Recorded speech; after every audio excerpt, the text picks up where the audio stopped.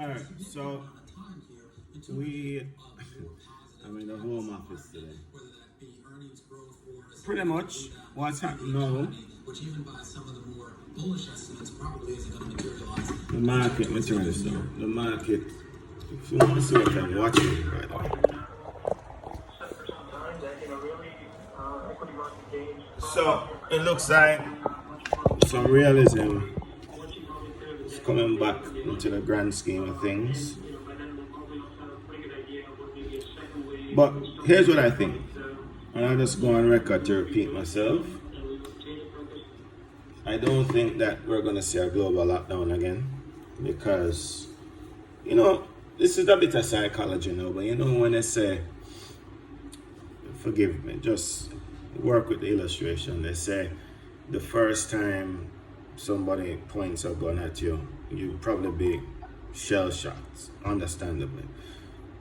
Maybe less so the second time, maybe less so the third time. The moral of that story, however, is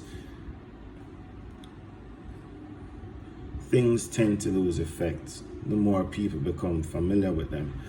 And because this was a novel coronavirus, meaning there have been others before and science had not yet caught up to it and is still learning about it, that measure of unfamiliarity made it that much more difficult to deal with. So I don't think we're going to go into a lockdown again. I don't think that economic activity is going to be curtailed to the extent it was, where you saw Nike falling, revenue falling 46%. But, and I come back to what I said, I think it was last week, when you have valuations outrunning the actual business on the ground, I sure look crushed. Have more. Anyway, we have valuations outrunning the actual activity on the ground.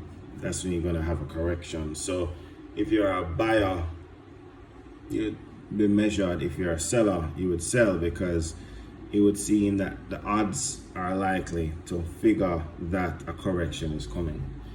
I don't think we've seen a full-scale correction yet. And I said before, there's an article by a guy named Steven, I think from Bain Capital. I don't remember his last name, Pagliuca or something. He said the world economy now is at about 80% of capacity, and it's not going to go past that until we have a vaccine or herd immunity or whatever.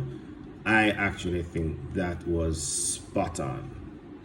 There is a ceiling, and we're not going to pass it until there is some measure of assurance health. This is not about financial structural weakness anymore. This is about the capacity to transact business because of concerns about health. So how many of you have postponed your summer vacation because of this, right? Multiply that. So fine, Italy is letting visitors in now, but then many of you who would have probably had plans to go to Italy won't be going. Multiply that now across the world economy, and you see now the need to dial back. So when we saw the market 27, we said, well, this is fair. Obviously now, if we're still buying, which we are, it's going to be a matter of what are we buying. And we're buying industrials, so the 3Ms, etc., that will still be used. But then we're also buying the tech guys on the pullback. So we're still buying on weakness, we're still selling on strength, because that has served us well thus far. And I say that to say, remember, these messages, emails, whatever, are general. Don't listen to this. Well, you can, but you don't. I'm not going to be held responsible and think that, oh, it applies. I heard nice.